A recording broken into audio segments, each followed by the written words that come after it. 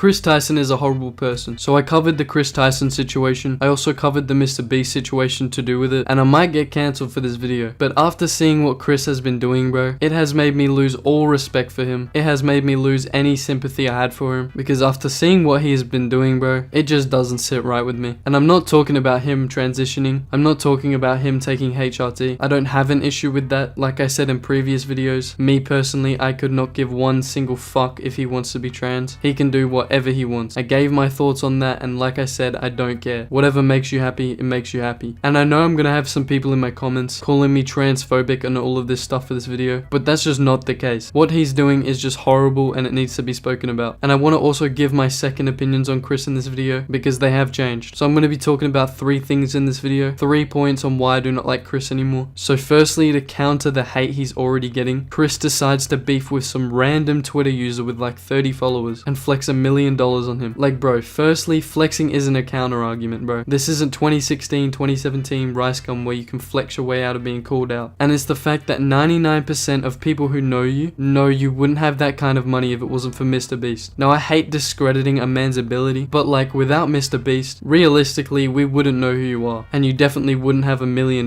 Like, what does that entail? You're richer than us? You got bread in the bank? Like, wow, bro, cool. So in the past, I'd say week, Chris has just been falling off harder and harder each day. Like, for example, posting his son in high heels for his Snapchat. Tucker chose to slay this morning. But brother, he did not choose to do that. He did not pull up out of his baby crib, grab a pair of perfectly fitting high heels, and decide to pose for your Snapchat story. Like, Chris doesn't have a daughter. He only has a son. So Chris would have had to go out of his way to buy perfectly sized high heels for his son to wear. Which personally, I think that is just bad parenting. I can't really say I know this and that about parenting, but look, comment down below your thoughts, especially the boys watching. How would you feel if you got shown a picture of you wearing high heels when you were a kid with the caption as slay this or whatever? Like, you're not allowing that, bro. I'm sorry to break it to you. High heels is obviously a girl's item of clothing. It is a feminine choice of shoes, and it just all is heading in that direction that Chris is forcing this onto his son. Now back to the parenting topic. Me personally, I don't think that is good parenting. You shouldn't be forcing your adult beliefs onto a child that cannot form their own beliefs or opinions. Like, the kid isn't gonna say no to that because he literally can't. Give the same scenario to even a teenager, then they can make their mind up about it. Chris decided to put those shoes on his son. Chris decided to post that to his Snapchat. Like, I'm not sure if it's to get back at all the hate he's getting or something. I mean, bro, he decided to buy high heels the exact size of his son's foot. That's no coincidence, ladies and gentlemen. And not only that, but he's literally using his son as a token for clout. That might be a bit of a reach, but like, his response was the Snapchat story, and it was just him using his son, forcing him to wear high heels just to, I don't know,